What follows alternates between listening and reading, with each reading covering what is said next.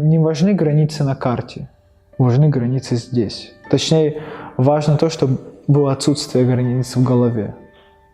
То есть, если я приезжаю в Цхинвал, значит, я в Осетии, я дома. Я не уехал в другое государство. Пусть даже это юридически другое государство, но я в Осетии, я у себя дома.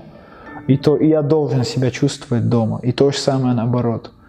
И вот я думаю, что идея Кашта, глобальная идея Кашта, это сделать так, чтобы каждый осетин так рассуждал, чтобы осетины к этому пришли.